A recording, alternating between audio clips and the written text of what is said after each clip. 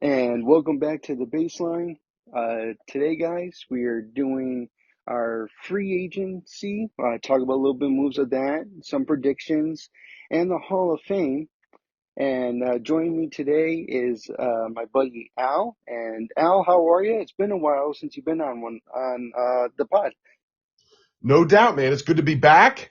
Yeah, me and our mutual buddy Craig have been hot in football season, but it's good to take a little break from that and do some baseball, man. We got Hall of Fame, we got free agency. It's a good time to go at it here in MLB. That right on. I agree with that.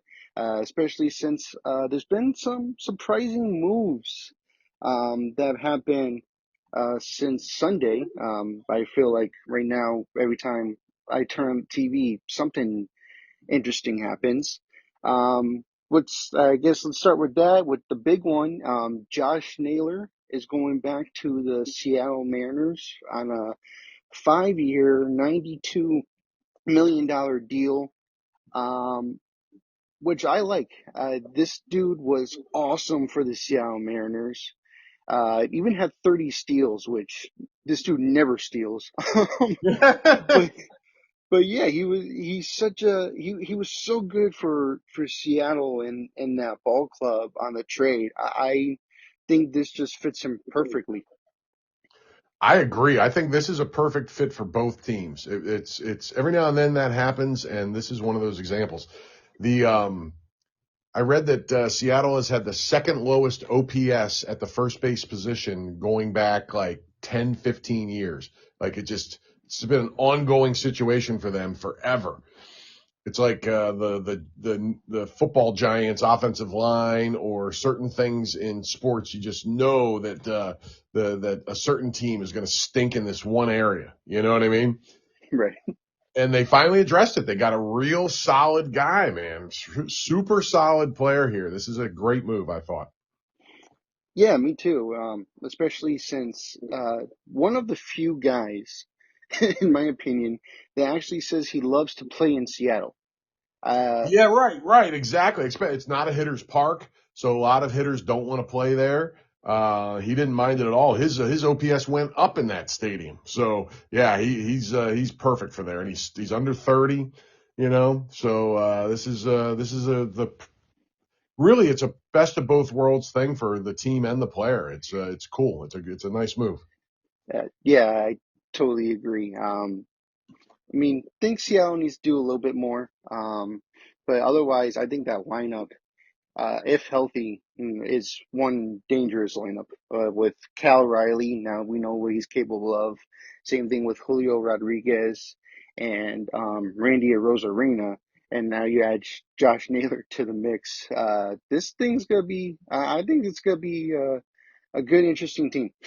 I agree, and they have a nice pitching staff. So, yeah, they're a fun team moving forward, man. They really are. It's cool to see Seattle as a contender again. It's been a while. I agree, especially with um, actually some news we got out of the AL West, but we'll get to that in a minute Mhm.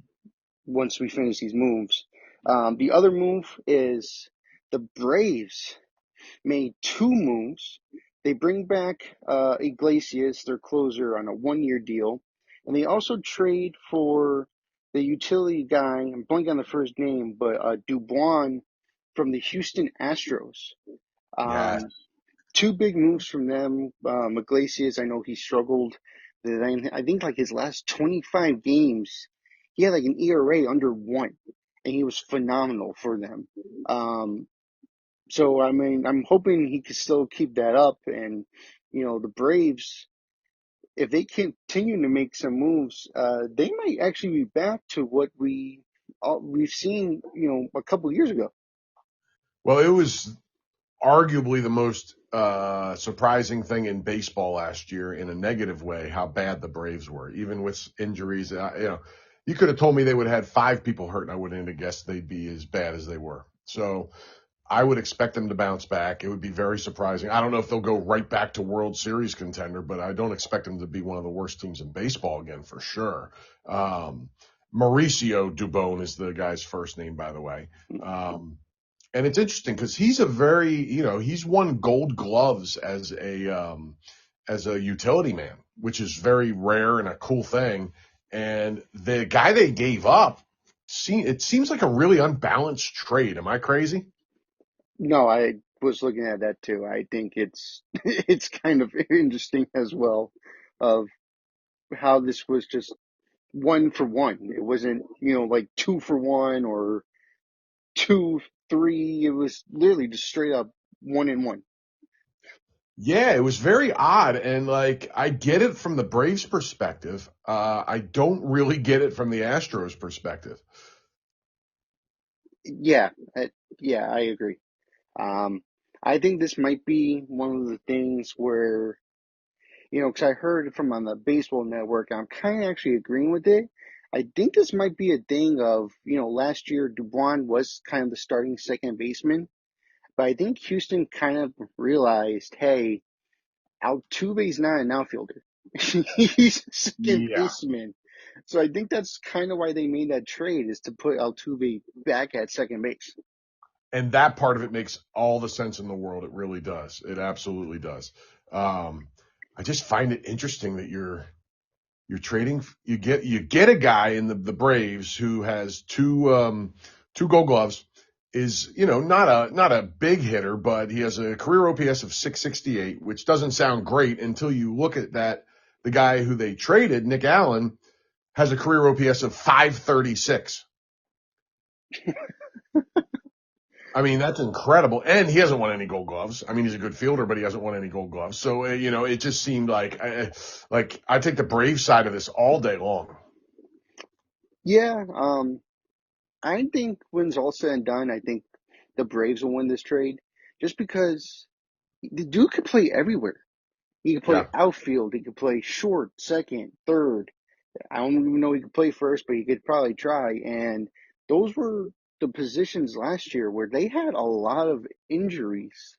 Um, so to have a guy who could play literally everywhere, I think it's fantastic for the Atlanta Braves. I agree. I agree 100%. Yeah, it's really interesting. I mean, the one side on the favor of Nick Allen is he's 26 and Dubon's going to be 30 when the season starts. So that's the big difference there. But, Hmm.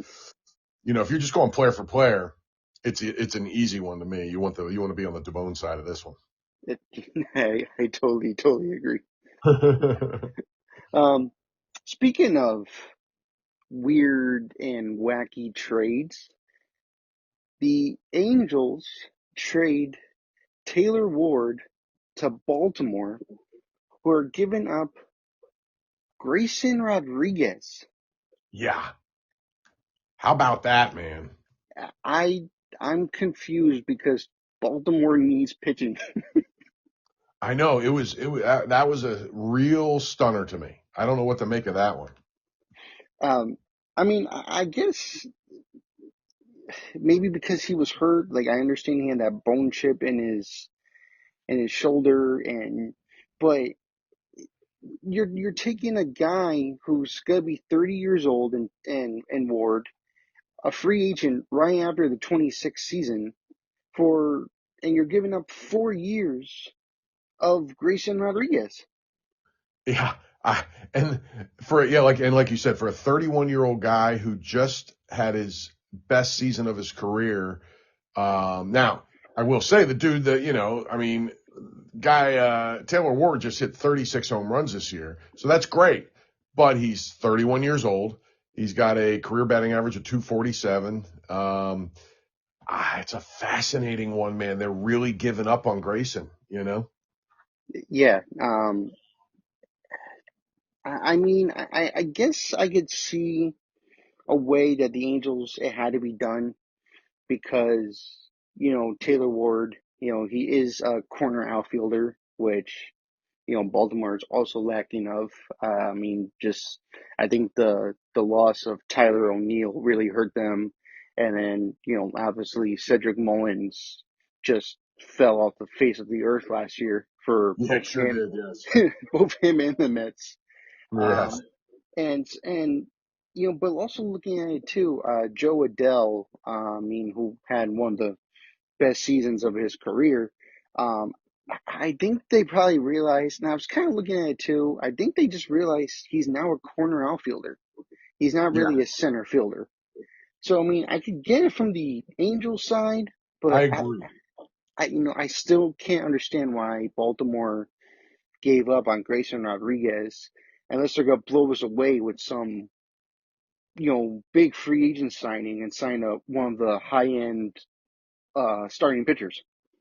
Right, right. I mean, yeah, if they end up with the best pitcher available on the market or one of the top two or three, then it all makes sense. But yeah, this was a real stunner to me. He gave up on a really promising young player, not even in his prime, just trying to get to his prime, for an aging outfielder who had a good year, but nothing that I don't know, man. This one, I'm stumbling for my words because this one just blew my mind. I was really surprised. No, I totally agree with you. Um, just really made no sense to me. But It was a no, shock. I hope it works out for both teams. I think that would be really good. Yeah, and I'm with you. I'm with you. And if they end up if the Orioles end up getting Framber Valdez or Dylan Cease or Ranger Suarez or something, then it makes a lot more sense. But, whew, man, it's a fascinating one. It really is. Um, some minor moves. We don't really have to talk much about it. But Nick Anderson goes to Oakland. I guess that's their main focus now is starting pitching. Which I can't be mad at Oakland or the A's. Sorry, not Oakland anymore. Yeah, Um, right, right.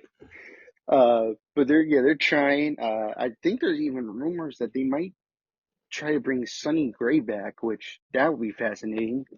How that would be. That would. Are they going to bring back Tim Hudson? They should see if he has anything. Left in the tank. That's awesome, man. Um, Oh, that's great. Wow, uh, I love it. Maybe they can bring back Catfish Hunter. yeah, well, that I would like to see that. Oh, that's so awesome. I love um, it. yeah, but I don't know, Oakland. I keep saying Oakland. Force of habit.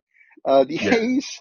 I don't know. I think they'd be interesting. I mean, they got really young talent. I mean, for crying out loud, two players were nominated for Rookie of the Year. I mean, I yeah, can't remember the last time you've seen that. I mean, they're really talented, but I think they're gonna wait for 2 years from now when they end up moving to Las Vegas, and I think that's when they'll spend big.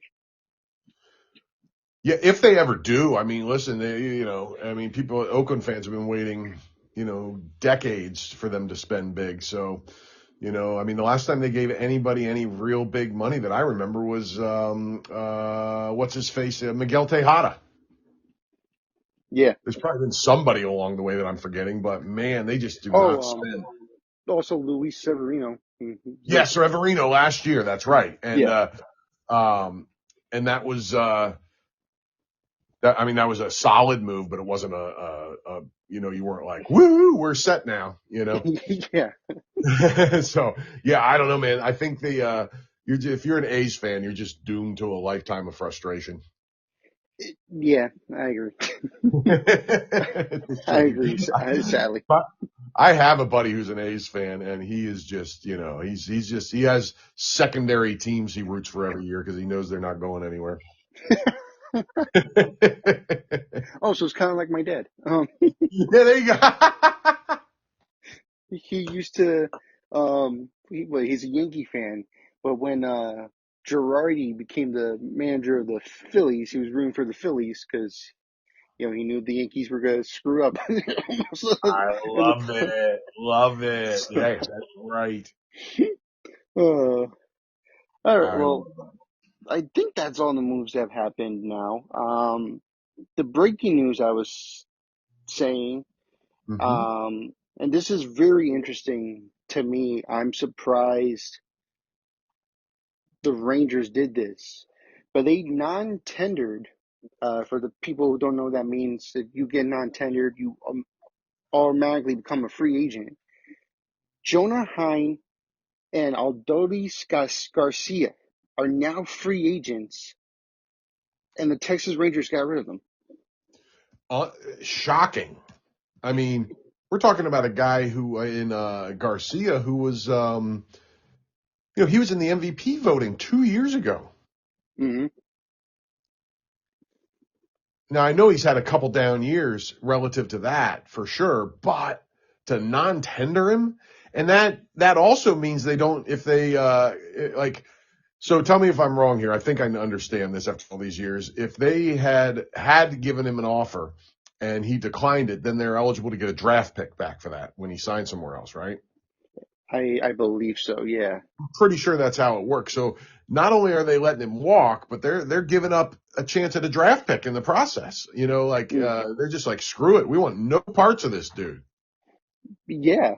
And yeah, like you said, it was in the MVP running, was a huge, huge piece for the World Series when not almost 2 years ago. Exactly, exactly.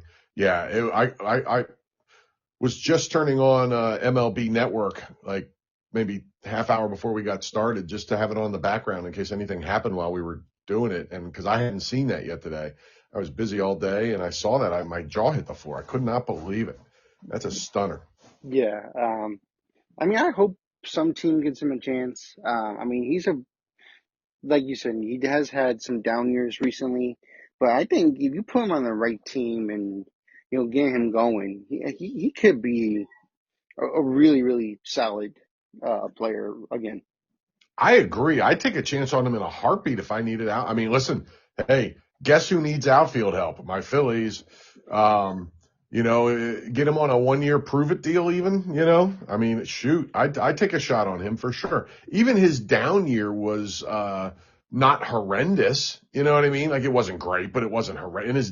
In his awful year that got him non-tendered, he hit 19 home runs and had 75 RBIs, you know?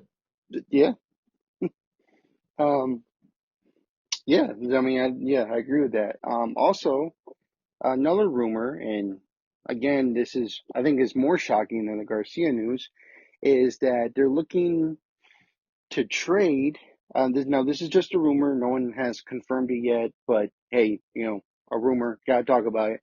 Um, Heck that yeah. they might be looking to trade Corey Seager. I just heard that too. Yeah, that would be stunning. I don't know how much validity there is to this rumor. In fact, on MLB, they were the reporter that threw this out there kind of had to backtrack a little bit and be like, yeah, I was just saying his contract's big and they might have to do it if they want to get under this 200 million thing they're trying to do. So it sounds like one of those rumors that's not doesn't have that much weight to it. But boy, if it did, it would be a mind blower. Oh, I agree. But if you say it like that, then it also reminds me of what a week ago the Paul Skeens rumor. I don't know if you heard about that. No, I didn't. Oh, you did? Oh, okay. So there was a rumor. It was from a Yankee beat writer, if I'm not mistaken, who said that a teammate in Pittsburgh went up to him and said that Paul Skeens kind of basically said, get me out of here ASAP. I want to go play for the Yankees. And Paul Skeens was asked about this in an interview, and I mean, the dude doesn't show emotion, but you could kind of tell his eyes and his body language was like, what the hell are you talking about? Like, That's funny. he didn't even know. He's like, I don't know any of this rumor. It's not true. you know, he's like, the goal is to win in Pittsburgh for the next, 4 years, I think he has, which is still insane that he's only been in the big leagues for 2 years. Yeah, I know. But yeah, Amazing. so I think it's like definitely the Seager rumor. Since you said that, reminded me of that Paul Skeens rumor, which I'm like, there's no way Paul Skeens said that. Yeah. The things have a way of flying around this time of year that make no sense, and a lot of times that it's exactly because it didn't make sense, and somebody was just trying to, throw out throw a little wet noodle at the wall and see if it sticks. Yeah, which it did for Yankee fans. A lot of Yankee fans were jumping around, being like, "You should trade this guy, this guy, this guy for." I'm like, okay, wow. Oh, dude. And man, if that was real, I don't blame people for getting excited just on the thought it might be real at Yeah, all. Because boy, if you can get your hands on that dude, oh my goodness. yeah, that definitely is. I don't even know who I could compare him to. There's just so many greats, and he's definitely one of them. Oh, geez. I mean, imagine you get Randy Johnson when he's 24, or whatever. Oh yeah, yeah, Whew. I agree. uh, um, trying to think if there's anything else for the Rangers. No, I think that might be it. All right, well, kind of have some fun on the pod because we like to have fun. Heck yeah. Um, you want? I'm gonna throw a name out of Mhm. some big free agents, and Ooh. we're just gonna have fun. Maybe we'll write them down and make a game out of it on a later pod. Um, but yeah, let's predict. If you're down, let's predict where we think the rest of the big free agents are gonna go and where they're Oh, gonna I sign. love it. Love it. I'm in. All right, well, let's go with the big one. And I've heard many different stories about him. I don't know where he will go. Um, but Kyle Tucker is a name that's been thrown out for literally almost everywhere and anywhere. Um, For real, man. For real. I've heard Toronto's gonna try to go all in. The Yankees talked to him. The Dodgers and surprising team, the Baltimore Orioles. Yeah. Yeah. Man. We'll go after him as well. Well, first off, your thoughts about on those teams. Do you think he'll land any of those 4 or 5 teams I just named? I think those are the best bet right there. I mean, other people have been mentioning the Phillies too, but I don't see it happening. The only way the Phillies happen is if they don't get Schwarber back, and then they have some money to spend. But if they sign Schwarber, then forget about Tucker. There, they've spent so much money. Um, so they might be the only other team I would add to what you mentioned, but I don't think it's very likely, and I wouldn't pick them anyway.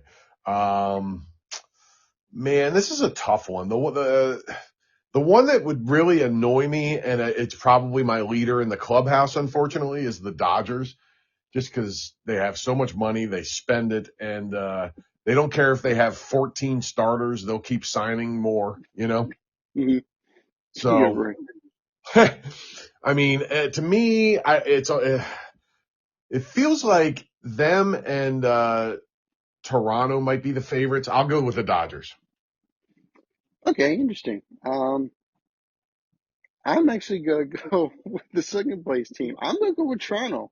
I want to see Toronto do make a big move, get their guy because they were second place to the Dodgers for Soto or for Otani. They were in the market for Juan Soto. They gotta get their guy eventually. So I would love to see Kyle Tucker go. I gotta go with the Blue Jays. I want to see him with the Blue Jays. Yeah, and it makes sense too because I mean they completely busted out on Santander last year or Santander. Um, Dalton Varsho had a comeback season, but Mm, if you put Tucker in an outfield with Springer and Varsho, all of a sudden you're looking pretty awesome. So on a team that was already damn good, so yeah. that would be a nice addition. And then imagine the 3-4 of him and Vlad, Oh man, that'd be outrageous. right? Outrageous. It'd be like the Yankees with Aaron when they had Aaron Judge and Soto. Like, who do you pitch? Who do you want to walk to? Yeah, man. Yeah, exactly. Exactly. Yeah, pick your poison because you are screwed one way or the other. You're right. Yeah, I agree. Um, All right, the next guy I want to go to, and I kind of have a destination, but I'm like up and down with it as well. Okay. That's Pete Alonso, and I'm hearing that the Mets might just let him walk, which I think would suck because he had. I mean, he became the all-time home run leader for the Mets, and just to do that, and then the next day you have a celebration for it, and then you're just gonna let him walk. I feel like that's kind of messed up. Like I feel like you have to make him a Met for life. It seems like there's a real sort of like ambivalent, sort of vague thing about Pete. There's a lot of mixed opinions on Pete Alonso, and which surprises me because the dude is just a power hitting machine. I don't understand the downside of Pete Alonso. Like he's a first baseman that's going to hit you between 30 and 45 home runs a year. He's not a complete disaster in the field like some first basemen. He's not awesome, but he's not, Jim Thome, who I love dearly, but was an absolute just mess at first base. Uh, so yeah, no, he's a super valuable player, and I think my pick.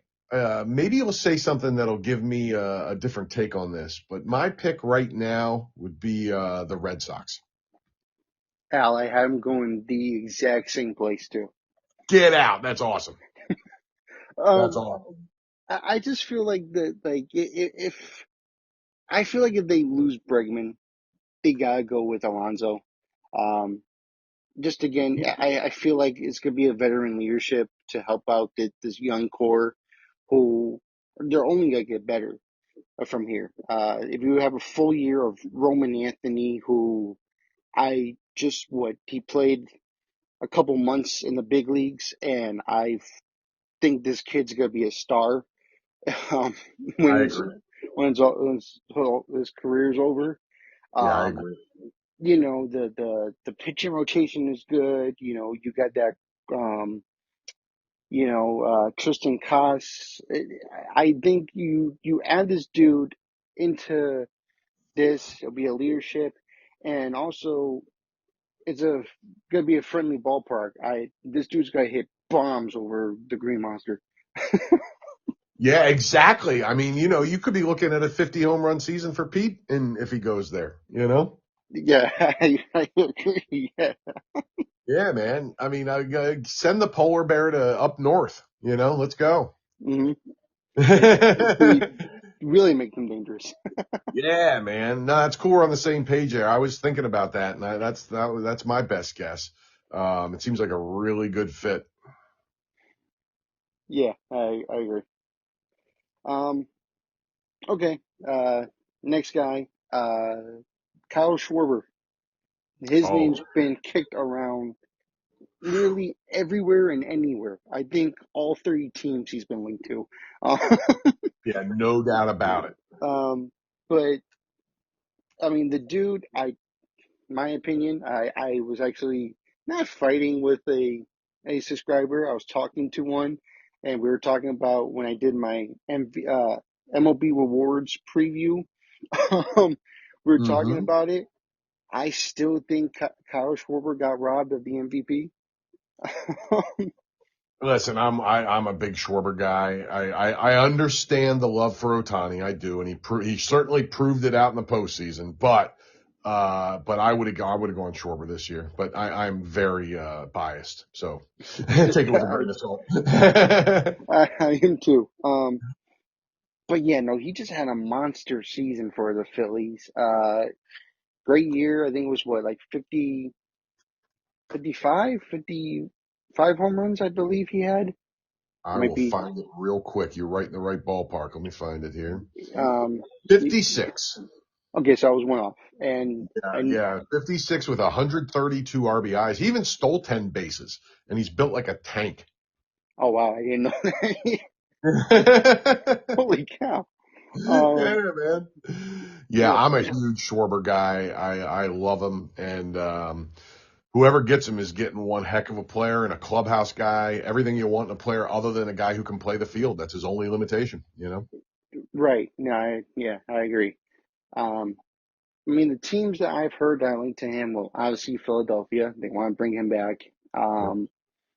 I heard the Red Sox. I heard Cincinnati, which will be interesting. That And would be. surprisingly, believe it or not, I also heard the Pittsburgh Pirates. Oh, that would be insane.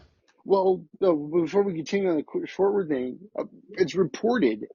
It's not rumored. It's reported. They gave Josh Naylor a 5-year deal and $80 million they offered him.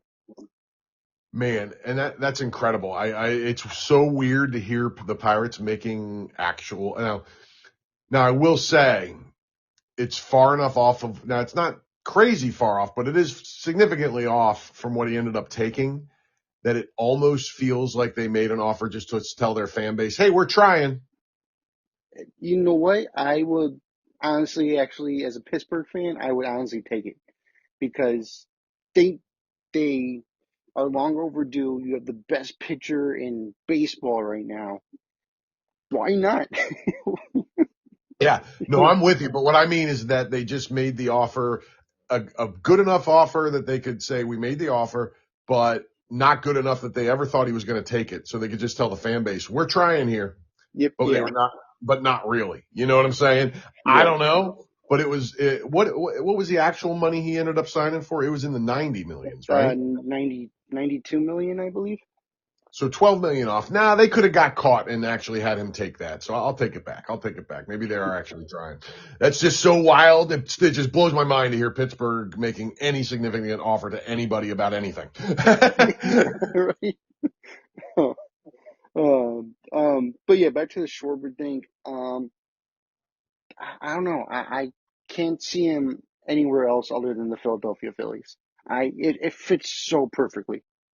Listen, and that's where I was going too. I mean, there's a history there. They have the money to, because if they don't spend it on him, they're looking to spend it elsewhere. So, um, I I hope I hope it's the Phillies, and that's going to be my guess. But I really, really hope because he's a fun guy, great player, he's perfect teammate, and they will be at a loss without him for sure.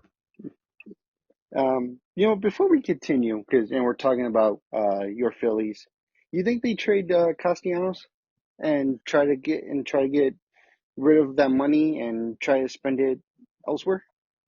Everything is indicating that he has played his last game as a Philly. It would be more surprising for him to be back now than if he's on another team. Um, he is just a super polarizing guy. He made a lot of noise. He had a terrible year last year and made a lot of noise while doing it about bitching about playing part time and stuff.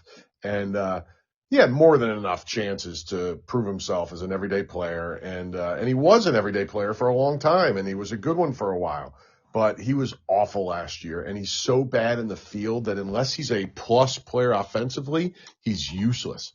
So, he's in the last year of his contract. They owe him $20 million. I don't think they're getting rid of him without taking at least 30-40% of that money. So, I think the short answer after my long winding diatribe is I think yes, he's going to get traded. I don't know how much money they'll have left from that to actually spend on somebody else once they have to pony up to make somebody take him. Right. And do you also think they're going to trade the third baseman? Oh my God, what's his name? Alec Bohm. Boom. Yes. I don't think so, unless unless some surprising signing happens. They've been talking about this with him for a long time, and it never happens. And he is who he is. He's not he's not a Castellanos that's a problem. Not that Castellanos is a bad guy, but he just was discontented this year and he was making noise when he was, it's one thing to make noise when you're having a good year. It's another to make noise when you're stinking up the house and still bitching about not playing. So he wore out his welcome this year. Bohm's never done anything like that. You know what I mean? So I'd be kind of surprised because he's a nice, solid player. Is he a world beater? No, but he's a nice, solid player. So to me, I would bet that Castellanos is gone and Bohm is still there. Okay, yeah, I can agree with that. And then one more thing. I'm asking about the Phillies, but that's because I haven't talked to Al for a while. Um, Love do it, you love it. Let's go. do you take I know it happened, I want to say during the World Series or a little bit after. I can't remember which one. But it was around that time frame. Do you take that whole Dave Dombrowski thing with Bryce Harper with a grain of salt? Oh man, yeah. I do. Dombrowski's an odd bird. He'll say some things every now and then where you're like, "What did he just say?" You know. Um, I mean, he basically, and what, in case anybody listening out there doesn't know what Jordan's talking about, he basically said that, if to paraphrase, he said that, Harper needs to prove he's an elite player again after a down year. Um, and, and listen, did Harper have a down year for him? Absolutely he did. Was it still better than 90% of the players in Major League Baseball? Yes, it was. So, yeah, I don't know what that was, whether it's some weird way of trying to light a fire or I don't know. I don't understand where Dombrowski was coming from, but I don't worry about it too much. I mean, Bryce Harper's pretty self-motivated. I don't think he needs Dave Dombrowski telling him that he had an off year. I think, Harper knew it and, he wants to be great. He's been self-motivated his whole career.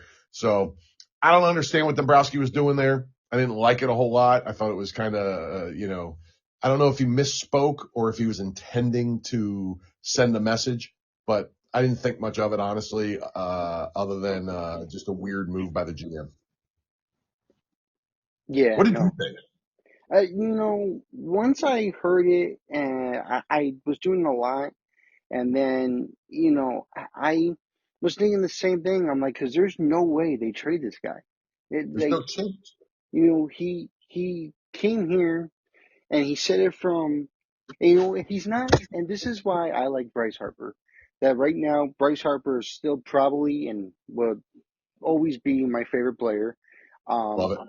just because when he came to Philadelphia, he said, you know, I want to win a championship here. He talked about the atmosphere, and he even mentioned the 2008-09 teams during his press conference. And Mm-hmm. when he went on to an interview, he kind of said the same thing. He's like, I love it here in Philadelphia. There's a reason why I signed here. And how we even heard the trade rumors up in Washington. So when you have a guy who says that in the basically the exact same thing as he said when you introduced him that February when he signed that massive deal, Yeah. you have to keep this guy, I, regardless if this he's gonna decline the rest of the years or he's gonna be up and down. You have to keep him because that dude basically said, when I retire, I'm going in the Hall of Fame as a Philadelphia Philly. yeah, man. It's a level. Even though he's not going to be a lifer, it's going to feel like it by the time that contract. I mean, by the time that contract's over, he'll have been in Philly for 13 years. Yeah. 13 years. Hmm. It's incredible. So few people in this day and age last in one city for 13 years. I would hate to see anything happen to change that. I would love to see him ride out that contract right off into the sunset. And, I mean, maybe if he can still play, great. But maybe he retires at the end of it. It'll be 39, I'm pretty sure, when that contract's up. So yeah, no, again, I don't know where Dombrowski was coming from there. I don't get it. It's a weird thing to do to poke at that guy of all people. So, I mean, in his down year, quote unquote, the dude had an OPS of 844. You know what I mean? Like, if that's the worst thing that's going to happen to Bryce Harper, sign me up for another 7 years here. Let's go. Yeah, I agree. I agree with you. I love it, man. The one last thing I'll say about Bryce, unless you want to talk about it more, which I'm open to, is I just would like to see him play 140 games. He's gotten to this point where he's only played more than 140 games twice since 2020. So he had that big arm injury and a couple other things along the way. He plays so hard that it's nice that at least he's not playing in the outfield anymore, which is helps him stay healthy a little bit. But I would like if we could get 130 plus games out of him every year, that would be pretty sweet. Yeah, I agree. Like 100%. I mean, I think it's a little harder now because if they do sign Schwarber, you can't really play the outfield unless Schwarber's also open to returning to go to first base again, and you platoon him and Harper as DHs every once in a while, just like the Angels did with Mike Trout. A couple games here in the outfield, DH one game, then went back and forth, and he stayed healthy for a good majority of the season. So maybe the Phillies could look into that. Maybe like, hey Schwarber, can you play first base and platoon him and Harper? It's not a bad thought. And Schwarber's just so bad though that it takes your defense down so far when he's out there. But if you get 20 more, 30 more games a year out of Bryce Harper, you could talk me into it. Uh, yeah, no, I agree. Just like, yeah, hope the Phillies do something big. Kyle Schwarber. I'm also really kind of hoping JT Realmuto, but I doubt it. If they don't do him, then Suarez. You gotta add more to that starting pitching. Yeah, no doubt. They're this offseason is really interesting for the Phils. It is super interesting because they have a massive decision to make with Schwarber, and it's not all in their court. He can make his own decision to go somewhere else anyway, even if they make him the best offer. Their starting pitching is pretty good, even if Ranger Suarez walks, because they have Andrew Painter ready to come up. But they have a massive outfield issue. Their outfield is rough. They got Bader last year in that trade, and he played awesome for them, even though he's been super up and down his whole career. He was awesome in Philly. But he declined the offer, so he's a free agent, and he's probably going to be too expensive for them. Yeah, I don't even know if I want them to re-sign him because he's been so up and down his whole career. You sign that guy to a 2 or 3 year deal, who knows what you're getting, right? Yeah, I agree with that. I So agree. all they have left in that outfield right now is a bunch of platoon guys, pretty much, and Nick Castellanos, who they don't want. Yeah, so I could probably see them being the outfielder. You know what? A name that could be out there because he's been out there for a bunch of teams. I think he'll be perfect. Maybe a Cody Bellinger. Why not See, dip your toes into that and see what you get? that's a really interesting thought, my man. And it does make sense because he's on the less expensive end, even though he's going to be expensive. And yeah, a few less years, a few less dollars than Kyle Tucker for sure. That kind of guy. So that's the kind of guy there. I think they might be in play for. But it all comes down because if they get Schwarber, they're not going to be in on much else. If they don't, then they might fill that with two guys. You know what I mean? Hmm. Yeah. So I'm really curious to see how it all plays out.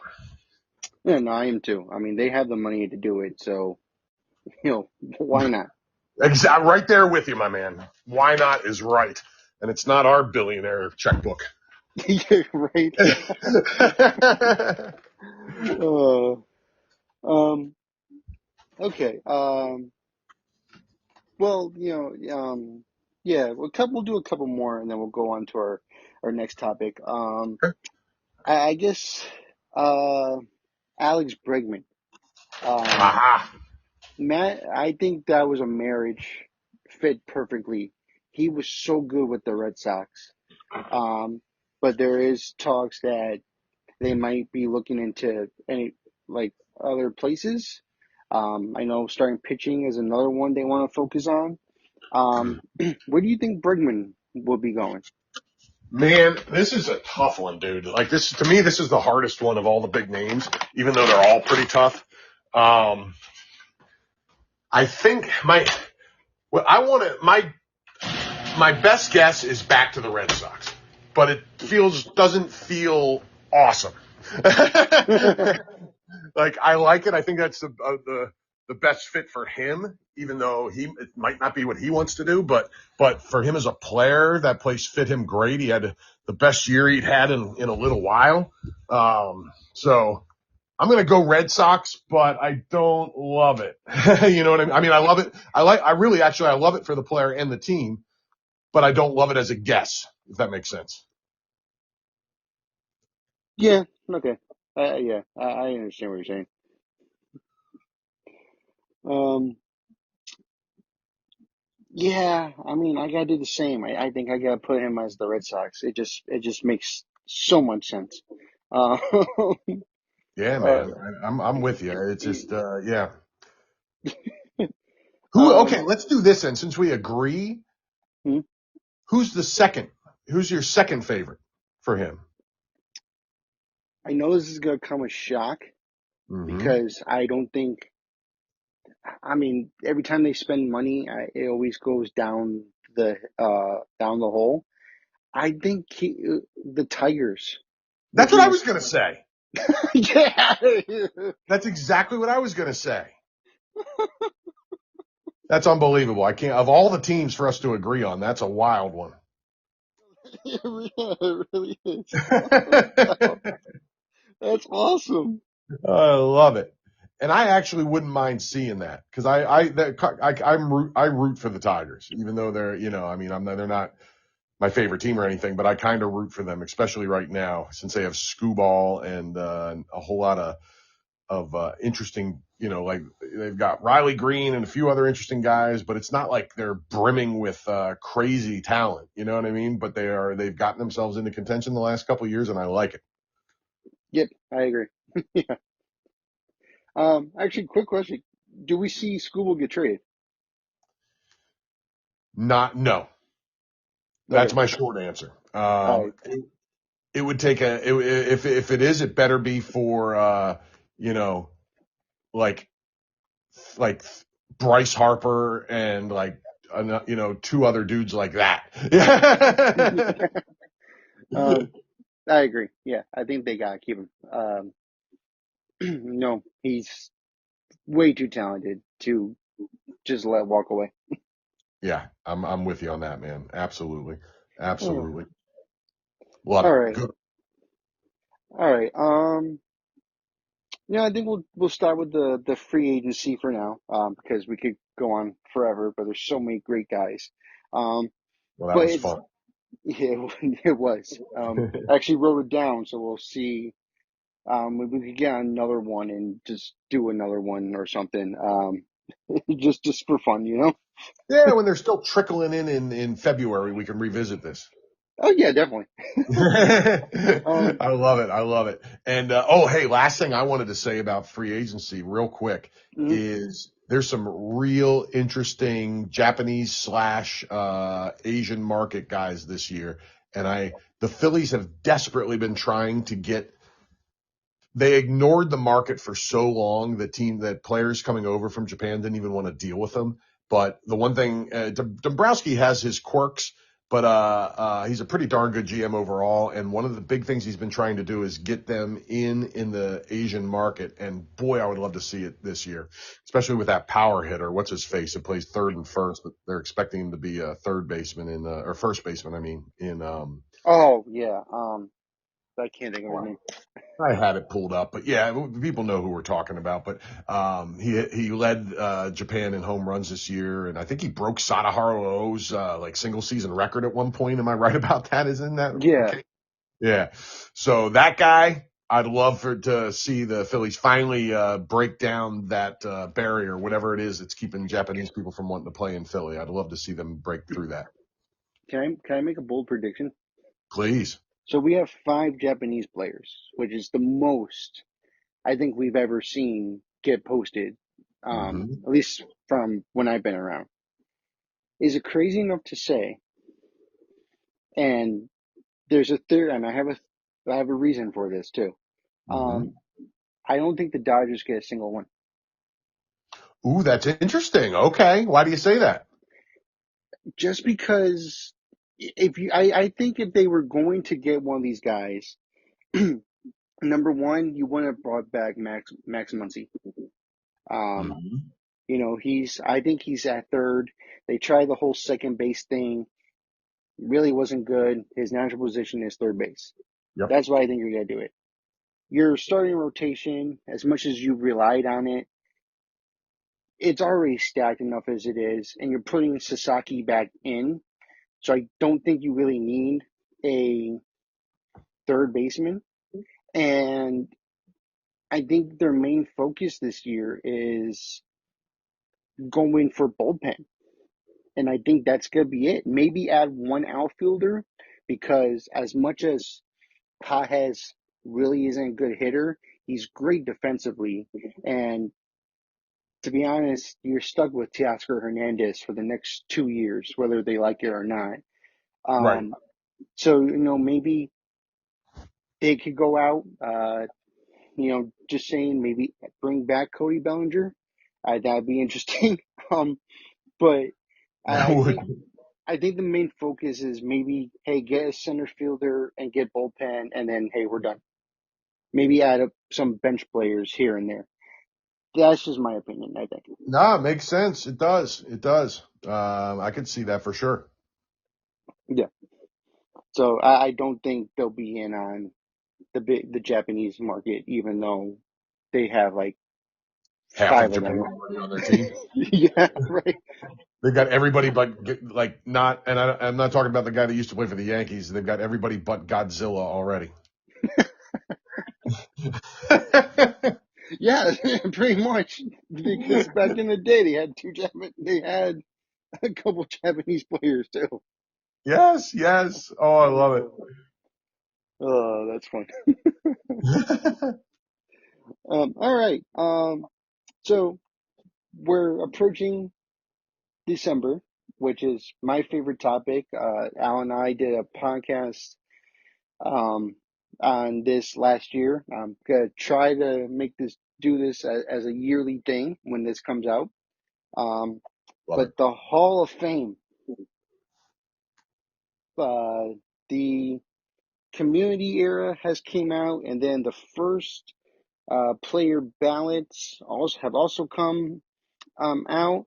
So, Al, you want to talk some Hall of Fame? Heck yes. Love it. Love it. Love it.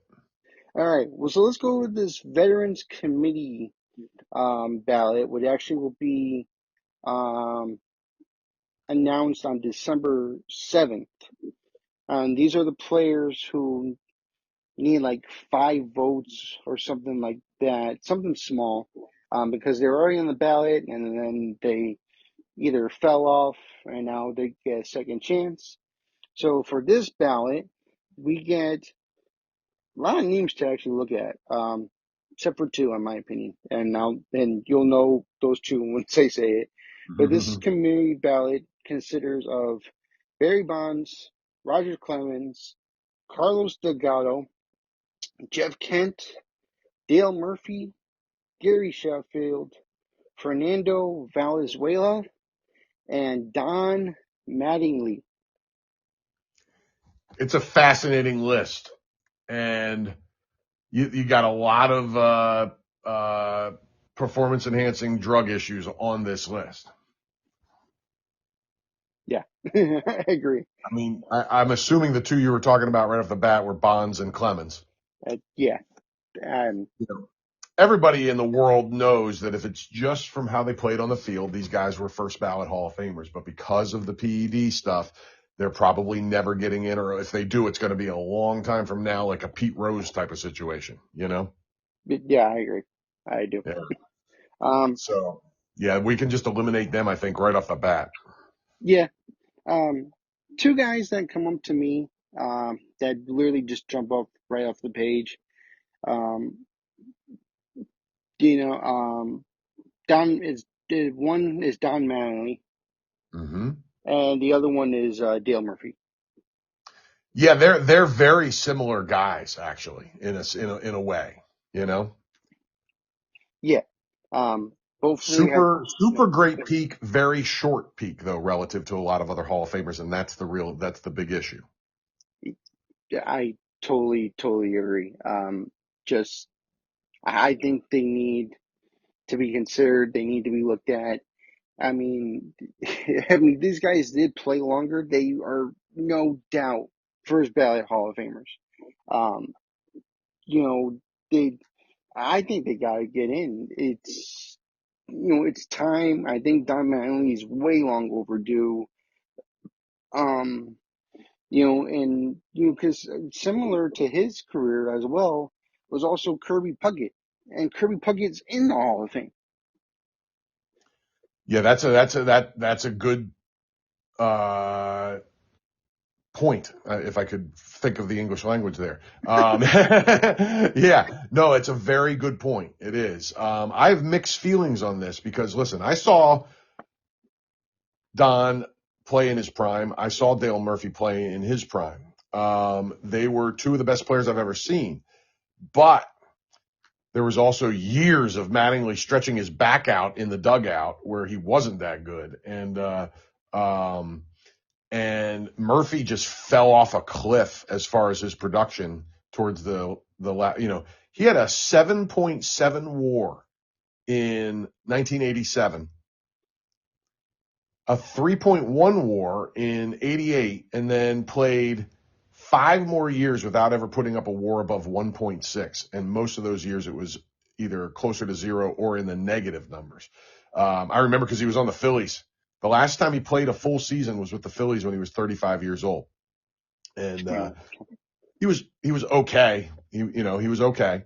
But boy, in his peak run, man, he was awesome. And Mattingly was even better at his peak. He just wasn't as good as long even as Murphy, you know. So, but his peak was insane. So Yeah, it's a tough one with both of these guys, man. It really is. I don't know what to do with them. I really don't, because you start comparing wars with other people that are in the Hall of Fame, and they don't hold up, honestly. So I don't know. It's just a real tough one. I'm torn between really liking both players and kind of wanting them in the Hall to also being like, should a guy with a 42.4 WAR be in the Hall of Fame? And a guy, and that's Mattingly, and a guy Murphy whose WAR was 46 and a half. It's a tricky one, man. It is. yeah, I agree. Yeah, it's just like the whole injuries and everything. Um, but like I feel Yeah. like it also just makes sense too because, like you said, Bonds and Clemens, I really don't think they should be in. Delgado is not really a great player. He was okay. Um, I mean, maybe you can make a case for Gary Sheffield, but even then, I'm like, yeah, I'm iffy with him. Same thing with Fernando Valenzuela. I mean, I guess the other guy you could really maybe say actually has a legitimate shot, Jeff Kent. Yeah, yeah. I mean, Kent was a heck of a player, man. Now, did he have any PED stuff?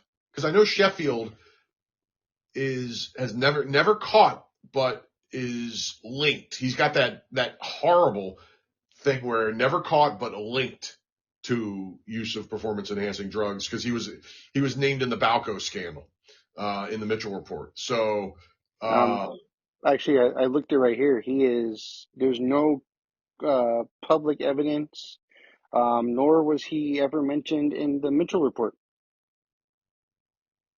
oh, it says, I mean, wow, that's weird because you're looking on the same internet I am, and it says he was one of many players named in the 2007 Mitchell report. Oh, This is the internet, you know. yeah, we've definitely had our runnings with this. For sure. Yeah. So see, it's a dicey one, and that's a problem with this whole era too. Is that some people are lumped in where, like, I mean, like I always use Ken Griffey as an example. Ken Griffey is Jr. was given a complete pass, even though why? Yeah. I mean, he never failed a test. He wasn't in the Mitchell report. But there were other people that's the same thing for, but are still looked at like they're, if not possible, even likely PED guys. So it's a weird thing, man. It's tough. The line is not straight or clear. And, Sheffield's a guy that probably deserves to be in. I mean, his WAR is 20 points higher than Mattingly, for crying out loud. So if he's clean, he should be in. If we're putting guys like Mattingly and Dale Murphy in, Sheffield should be in ahead of both of them, just on the numbers. Yeah. Yeah. If you go by numbers, yeah. I can see him. Yeah. Makes sense. Yeah. It's tricky stuff, man. It really is. I've given the voters a lot of crap over the years, and it's in a lot of cases it's justified. It really is. But not being able to figure out what to do with some of these guys, some because of PEDs like Sheffield, some because of injuries like Mattingly and Murphy. Let me ask you this: should Dustin Pedroia be in the Hall of Fame? I want to say if he played a couple more years and actually stayed healthy, then yeah. But for me, I don't know. I'm up And and this is where down. it gets tricky, Jordan, because guess Yeah. what? His WAR is higher than Murphy and Mattingly. His Wow. career WAR is in the 50s. So it's tricky, you know what I mean? And then of course, and I've heard you use this argument before, and I agree with it. It's like, well, Harold Baines is in, all bets are off, you know?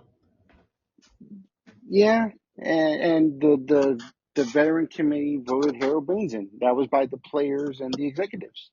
Right, right. Yeah, I don't know. That's a tricky one. It is, man. It is. It's like, I'm going to come out of this discussion making people more confused than before we started it, but that's how I feel about it, you No, know? yeah, I agree. I agree. All right. Well, that was our take on the community uh, ballot. They released the BBWAA ballot, which with 1, 2, 3, 4, 5, 6, 7, 8, 9, 12 new Hall of Famers that are on the ballot. Um, None of them I think are gonna get in. None of them are jump off to you on the page. Out of those 12 players, I'll just go over them quickly. Sinsu Chu, Edwin Encarnacion, Gio Gonzalez, Alex Gordon, Matt Kemp, Howie Kendrick, Nick Markakis, Dale Murphy, Rick Porcello, Hunter Pence, Cole Hamels, and Ryan Braun. One of the weakest Hall of Fame classes ever, honestly. I 100% agree. Um, I think if Braun didn't get caught with that whole PED thing and actually stayed consistent throughout his career, maybe we're talking about him. But yeah, I agree with you. None of these guys, in my opinion, at least from the new class, really jump off the page. Yeah, like I read an article saying that there may never be a Hall of Famer from this class. Cole Hamels might be the most likely. But you look at Cole, and listen, I'm a Phillies fan. I love Cole Hamels. But the dude won 143 games. You know what I mean? Yeah, Like, I know wins aren't the most important thing anymore in the sabermetric land, but they still matter. And he's not even halfway to 300, you know? right. I agree. So while I love Cole Hamels, I wouldn't vote for him to go in the Hall of Fame. And if a Philly fan isn't, who is, you know? You're right. So I don't know, man. Oh no, wait, I'm sorry. He had 163 wins. He is more than halfway, but still not even close, you know? His ERA is good, but not top notch for Hall of Fame, 3.43. His whip is Hall of Fame worthy at 1.18. But yeah, I don't know, man. Like you said, Ryan Braun, too spotty with the PEDs and the injuries. I think he has zero shot given all that. Especially the PED part. I'm trying to think if there's anybody I would make a case for even, you know what I mean? And I don't think there is. We're not putting, freaking Sean Kemp in the Hall of Fame. You know what I mean? Yeah. So who is it? I mean, who the heck goes into the Hall of Fame from this crew? I don't see it. I don't either. I think this will be one of the things where returning players or returning people on the ballot will be jumped, like their numbers will be high. Hmm. Which when me as a baseball fan, I love, Yeah. especially two players that we'll talk about in a minute. I think will instantly get in because of this class. Um, but yeah, no, I can't make a case really for anybody. Yeah, I'm with you, man. I'm with you. It's a down year for new Hall of Fame people, which, like you just indicated, is a big boost for some of the people lingering from Yeah. past years. Um, well, yeah, and I'm looking at these two right now, and the two headliners, as they like to call them, are Carlos Beltran and Andrew Jones, who I'm Yeah. actually going to read you the numbers from last year. Uh, Carlos Beltran jumped from a 57.71% in 2024, and he jumped to 70.3 in his third year in the ballot. He needs 75. And Andrew Jones went from a 61.6 in 2024 to a 66.2. So 9% but I think they are both of them I think are gonna get more votes and probably get in. Yeah. No, listen, I have mixed feeling. I love Beltran as a player, but he was also one of, if not the actual central kingpin of the Astros cheating scandal. So I have a little bit of a mixed feeling on him. But if you take away that, it's clear, it's not even close that he should be in the Hall of Fame. So I think it's funny. It's so hard to figure out what to do with some of this stuff because PEDs we are straight up out of hand rejecting two of the greatest players of all time in Bonds and Clemens. But yet we're both also kind of rooting for a guy who cheated, which is what Bonds and Clemens did to get in this year in Beltran. And I'm with you. So it's weird. It doesn't, again, not a straight line. You know what I mean? Right. Yeah. So it's fascinating. But Andrew Jones is one of those guys that I thought was going to get a lot more consideration right off the bat, and it took a while to get going for him. But I really want to see him get there because, I mean, for about 10, 12 years, he was one of the best defensive center fielders I've ever seen in my life. Right. And he Yeah. was really good on offense, too. Yeah. Yeah. That's what I've heard. I mean, I've seen more his later years than his prime. But I mean, even just doing research on this dude, he is a Hall of Famer, and I don't understand why.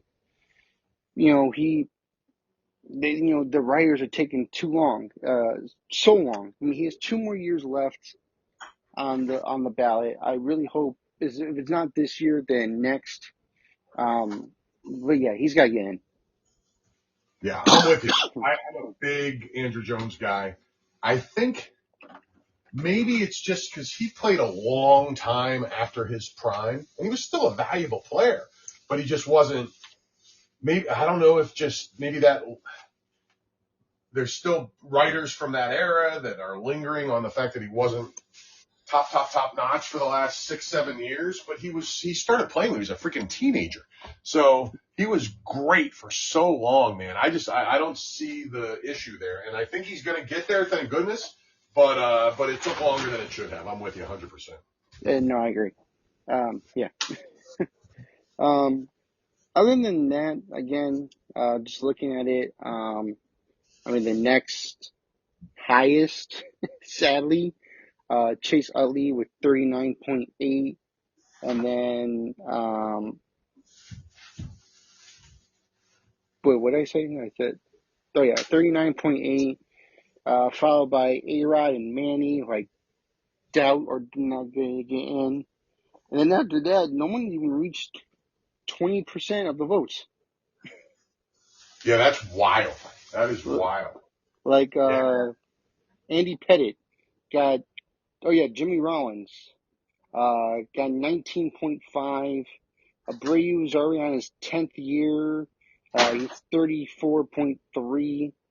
Um, yeah, it's yeah, it's not looking. It's just you got those two headliners, and then after that you have looks like nobody.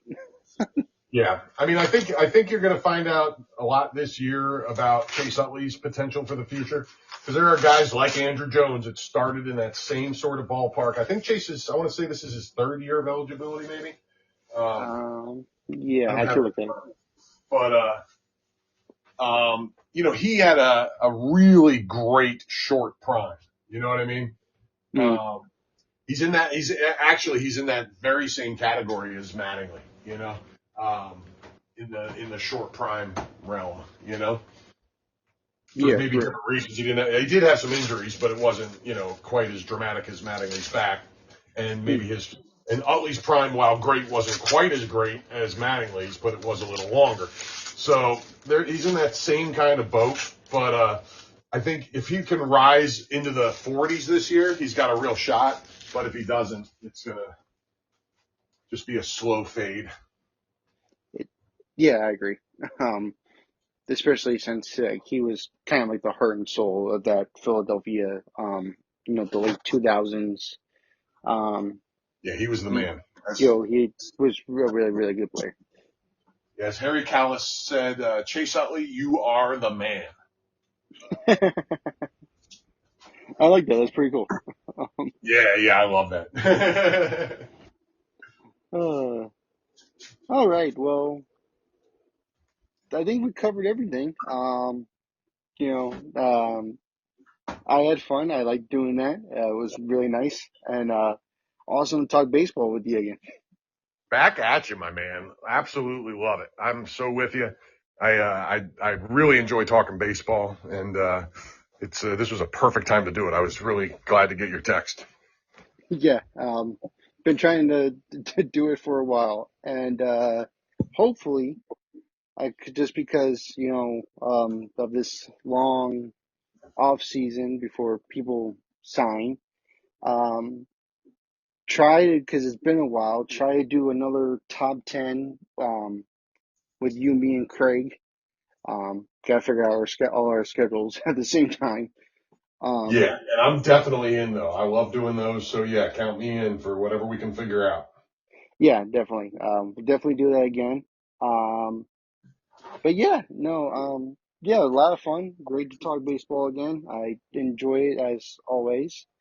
Um, and yeah, also, if anyone's listening and you're a football fan, go check out uh, Al and Craig's podcast over on uh, Perks Recap, YouTube, Spotify, wherever you get your podcast.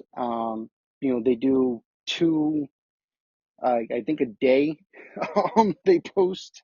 They do a preview and a review. So that's a lot of fun. So go check them out. And yeah, Al, you got anything else to add?